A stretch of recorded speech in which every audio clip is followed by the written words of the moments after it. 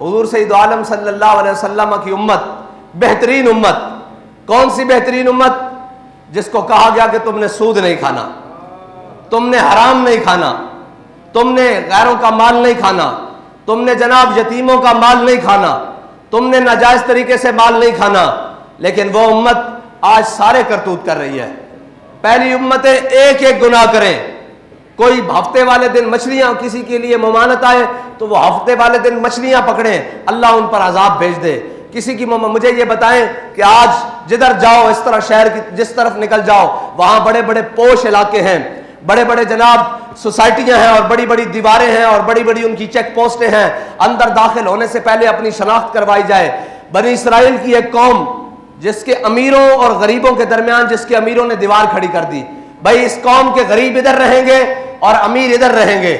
جب دیوار کھڑی کر دی، ایک رات جب وہ سوئے، صبح اٹھے تو غریب امیروں کی جانب سے کوئی شور شرابہ نہیں، کوئی جناب اٹھنے کے اثرات نہیں، کوئی جناب باتوں کی آواز نہیں. تو غریبوں نے کہا ہم جھانک کر دیکھو تو صحیح، یہ آج اٹھے نہیں، خیر ہو یہ خاموش ہو کر بیٹھے ہیں. جب غریب قوم نے امیروں کی طرف جھانکا تو دیکھا کہ وہ کتے اور خنزیر بن چکے ہیں. صرف میرے اللہ کو یہ بات پسند نہیں آئی کہ تم نے ان کے درمیان تفریق پیدا کیوں کی ہے. جب میں نے جو خود بنایا ہے اپنے بندوں کو، خود کسی کو غریب بنایا ہے، کسی کو امیر بنایا ہے، کسی کو اونچا بنایا ہے، کسی کو نیچا بنایا ہے، کسی کو بڑا بنایا ہے، کسی کو چھوٹا بنایا ہے، تم نے درمیان میں دیوار کیوں ہے؟ اللہ نے ان کو خنزیر اور بندر بنا دیا.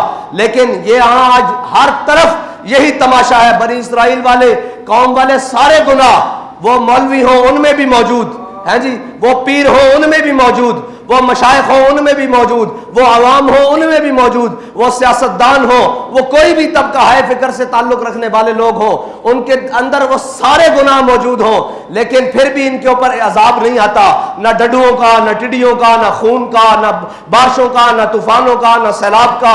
پھر بھی ان کے اوپر اجتماعی عذاب نہیں آتا. تو اس کی وجہ کیا ہے؟ اعلیٰ حضرت فرماتے ہیں عطائے عرب، جلائے کرب، فیوز عجب، بغیر طلب یہ رحمت رب ہے کس کے سبب؟ بے رب جہاں تمہارے لیے.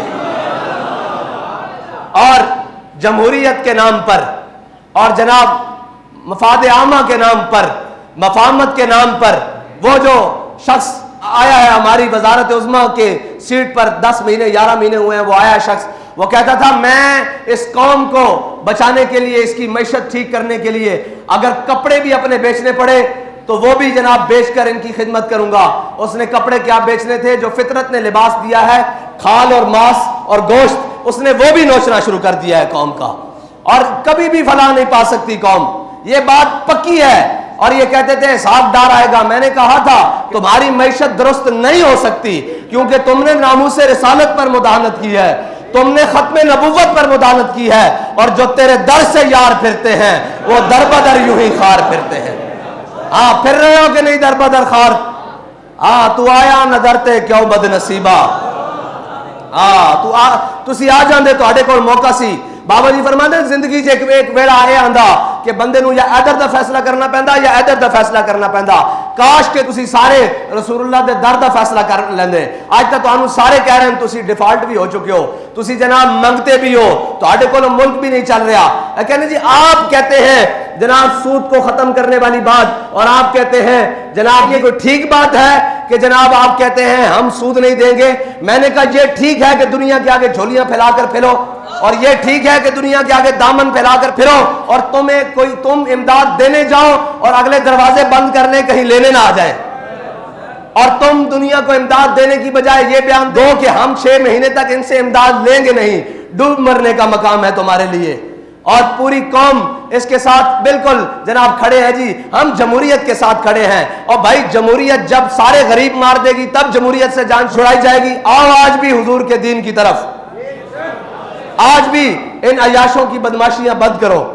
اور ہم نے کہا تھا تیل کی قیمتوں میں اضافہ، تو آج ہم پریس کانفرنس کرنے لگے ہیں. ہم نے پتہ ہے سب سے آخر میں کیوں اعلان کرنا ہے؟ اس کی ایک وجہ ہے. اس کی ایک وجہ ہے کہ ہم انتظار کر رہے تھے، ہو سکتا ہے جن کو آزادی کی جنگ لڑنے کا شوق چڑھا ہوا تھا وہ کچھ کر لے قوم کے لیے، کچھ بول ہی پڑے اپنے اقتدار کی حرص کے علاوہ کہ یار اس قوم کو مارنا ہے تم نے. تمہیں چاہیے تو یہ تھا کہ تم منی بجٹ پیش کرتے ہوئے یہ کہتے کہ ہم اپنی عیاشیاں ختم کر رہے ہیں. آج کے بعد جتنے سرکاری جناب تیل لینے والی گاڑیاں ہیں اور گاڑیاں ہیں ان کا خرچہ ہم خود برداشت کریں گے. آج کے بعد جتنے بھی ہمارے اثاثے ہیں آدھے ہم وہ قومی خزانے میں جمع کرواتے ہیں. لیکن انہوں نے آسان حل ڈھونڈا ہوا ہے. ان کو پتا ہے کہ ہم لتر بڑھا دیں اور بندے بڑھا دیں, قوم کھانے کے لیے تیار ہے. ہاں جی, قوم کھانے کے لیے تیار ہے. انہوں نے آسانی سے تیل کی قیمتوں میں اضافہ کیا, بجلی کی قیمتوں میں اضافہ کیا اور گیس کی قیمتوں میں اضافہ کر کے سکون سے پھر کیا کرتے ہیں, پھر تماشے کرتے ہیں قوم کے ساتھ. پھر ایک آدھی آڈیو لیک کرتے ہیں, پھر ایک آدھی ویڈیو لیک کرتے ہیں اور قوم کو کہتے ہیں آپ اس طرف لگ جائیں. ہم اپنے جناب نشہ اقتدار میں مست رہیں, لیکن ہم یہ انتظار کر رہے تھے ہو سکتا ہے یہ جناب جو آزادی کی جنگ لینے چڑھے تھے ان کو شوق چڑھ جائے, یا وہ کراچی سے خیبر تک کوئی بھی جناب جماعت ہو جن کو نوازا جا رہا ہے یا نوازنے کے لیے تیار ہے جناب, جو بوٹ پالش کرنے کے لیے پہلے نمبر پر صفوں میں کھڑے ہیں, ہو سکتا ہے ان کو قوم کا خیال آ جائے. لیکن ہم نے دیکھا جنہوں نے آزادی کی جنگ لڑنی تھی وہ خود جیلوں میں جا رہے ہیں اور جیلوں میں جانے کے لیے بہانے ڈھونڈ رہے ہیں. اور جناب جنہوں نے کہا تھا کہ ہم میدان میں کھڑے ہیں وہ جناب آگے لیٹنے کے لیے تیار کھڑے ہیں. تو پھر ہم نے کہا کہ آخری تو ہم ہی رہتے ہیں.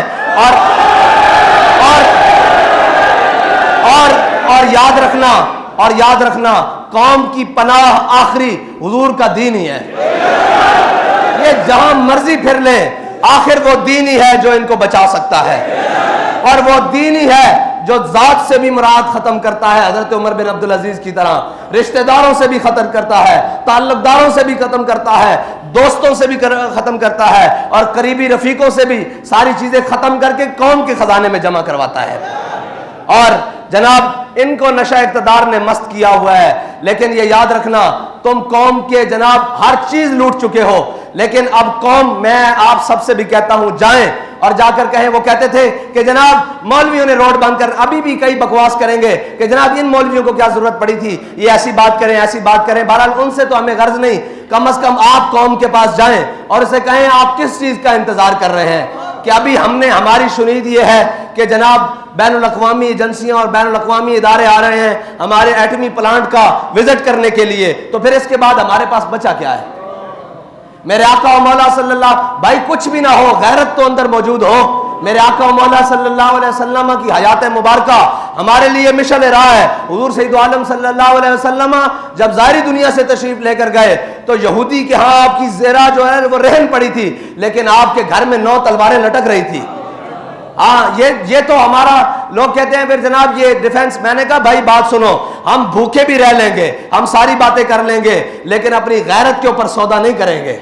ہاں کل کو یہ بات جناب بین الاقوامی ادارے آ کر کہیں کہ جناب اس کو بھی بیک رول کرو اور اس کی جناب تعداد کو کم کر دو, انہیں کہہ دو بھائی ہم بھوکے رہ سکتے ہیں, اس کی تعداد بڑھائی تو جا سکتی ہے, کم نہیں کی جا سکتی. لیکن میں آپ کو یہ بات بتا دوں کہ جن کے ہاتھوں میں آپ کے ملک اور ریاست کا اقتدار ہے وہ بڑھانے کی کیا بات, وہ تو اس کو ختم کرنے پر تلے ہوئے ہیں. لیکن یہ اس پاکستان نے باقی رہنا ہے تا صبح قیامت, اور اس پاکستان نے اسلام کا قلعہ بننا ہے. لیکن لگتا ہے اس کے آثار اللہ تعالیٰ اپنی حکمتوں سے, اپنے جناب رازوں میں سے اور اپنی تدبیروں سے انشاءاللہ جلدی لا رہا ہے. اب آپ کی ذمہ داری بنتی ہے آپ قوم کے پاس جائیں اور انہیں کہیں کہ تحریک لبیک جو بھی فیصلہ کرے آپ کو اس کے ساتھ کھڑا ہونا ہوگا. آپ تو کھڑے ہیں نا, آپ کا کام ہے قوم سے بھی جا کر کہیں کہ وہ جناب کوئی نونیا ہے, کوئی جناب وہ جناب پی ٹی آئی والا ہے, یا کوئی جناب جو بھی جس جماعت سے تعلق رکھتا ہے, اسے کہو بھائی ساری باتیں بعد میں, یہ ملک بچے گا تو تب ہم بچیں گے نا. اس ملک کو جس نام پر حاصل کیا ہے وہ ملک رہے گا تو پھر آگے چل سکیں گے نا. تمہاری یہ, میں تاجروں سے کہتا ہوں میرے آقا و مولا ابھی رمضان شریف آ رہا ہے, اس کے لیے بھی انشاءاللہ ہم نے ایک جناب پلان ترتیب دیا ہوا ہے اور انشاءاللہ بڑا بہترین ہوگا. بہرحال میرے آقا و مولا صلی اللہ علیہ وسلم نے فرمایا حق گو یعنی سچ بولنے والا تاجر اور جناب امانت دار تاجر قیامت والے دن شہیدوں اور صدیقوں کے ساتھ اٹھایا جائے گا. لیکن سچ بولنے والا تاجر اور جناب امانت دار تاجر, لیکن یہاں کیا ہوگا, ابھی جناب آئے گا رمضان تو قیمتیں 3 گنا بڑھا دی جائیں گی. پھر ان پیسوں سے جناب जनाब उम्रे पर जाया जाएगा और हुजूर की बारगाह में सामने खड़े होकर कहा जाएगा या रसूलुल्लाह मैं आ गया।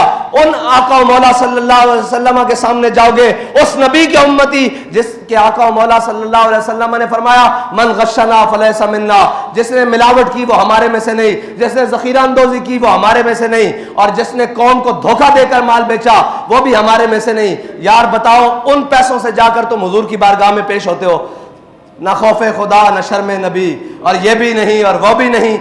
आओ हुजूर के दीन की तरफ, और आप सब ने भी तैयार रहना है।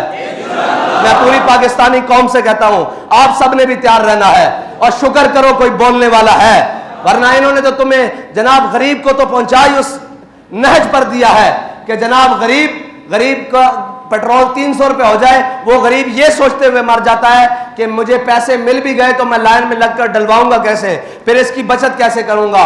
और हमने तो नुस्खा पहले बता दिया हुआ है। इंशाअल्लाह अभी आपके साथ मैदान में बात होगी कि आपने बदमाशी करते हुए बढ़ाया कैसे है।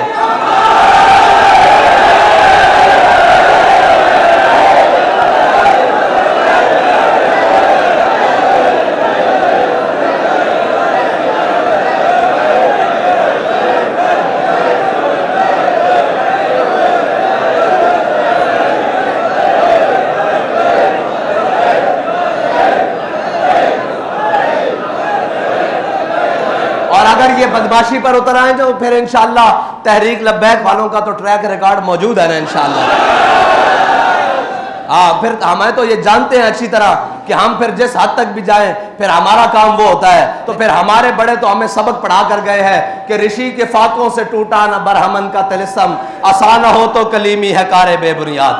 हमारे बड़े तो फिर हमें वो रास्ता बता कर गए हैं, और उस रास्ते पर अल्हम्दुलिल्लाह हम आज भी चलना जानते हैं, और हम अपनी नस्लों को भी सिखा रहे हैं कि हुजूर के साथ वफा करनी कैसे है।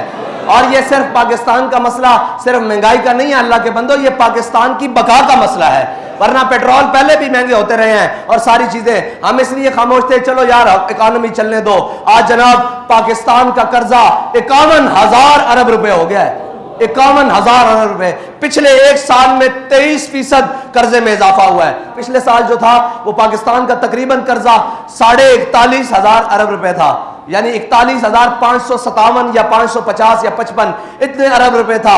आज जनाब 50,996 अरब रुपया है आज के दिन में, ये कौम को पहुंचा दिया है। और जो महंगाई की सूरत है वो 12.3% पे थी, अब 25.3 में। बहरहाल जितने भी आंकड़े लाए जाए भाई, जितने भी आदादो शुमार किए जाएं, सारी मुल्क भी बैठकर आदादो शुमार करे, गरीब को रोटी मिल रही है तो तुम्हारे आदादो शुमार ठीक है, अगर उसके दरवाजे तक नहीं पहुंच रही तो फिर तुम जितने भी आंकड़े मिलाओ वो सारे गलत है, वो सारे गलत है।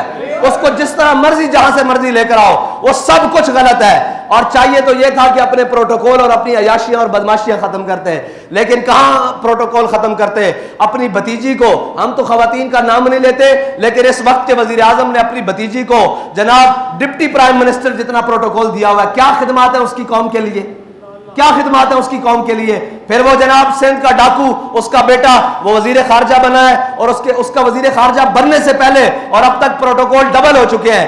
ये कौम जो जनाब, और कौम का भी कोई हाल नहीं, एक जनाब वो दुकानें खोले, कोई नई ब्रांड खोले तो जनाब लाखों और करोड़ों रुपए उनकी सेल हो जाती है। कैसे हो जाती है? खुदा का खौफ करो, अल्लाह के अजाब से डरो। अल्लाह ताला जब, मेरी बात सुनो, जब कौमें और कौम के जिम्मेदारान बदफितरती पे उतर आते हैं ना, और उनको किसी चीज की परवाह नहीं होने लगती, फिर अल्लाह ताला जिल्लत उन कौमों का मुकद्दर लिख देता है। हाँ, फिर याद रखना, फिर अल्लाह ताला, हाँ अल्लाह के निश्तर हैं, तैमूर हो या चंगेज। अब्बासियों की जनाब खिलाफत ऐसे नहीं टूटी थी, उनकी अपनी हरकतें भी ऐसे थी। हाँ, वो सोने और चांदी के जनाब बर्तनों में खाने शुरू हो गए थे, और उनके गरीब जनाब दरवाजे पर जनाब भूखे प्यासे बिलखते मर जाते थे, उनके सिपाहियों की तनख्वाहें पूरी नहीं होती थी। याद रखना, जो कौमें इस नहज पर उतर आए फिर उन कौमों का निशान बाकी नहीं रहता।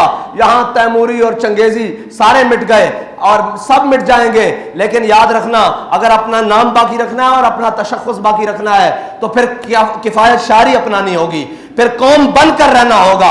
ये भेड़ चाल नहीं, ہر کوئی اپنا اپنا سوچ رہا ہے. میرے آقا و مولا صلی اللہ علیہ وسلم کا دین ہی ہے جو جناب اثار بھی سکھاتا ہے, محبت بھی سکھاتا ہے, اور لوگوں پر خرچ کرنا بھی سکھاتا ہے.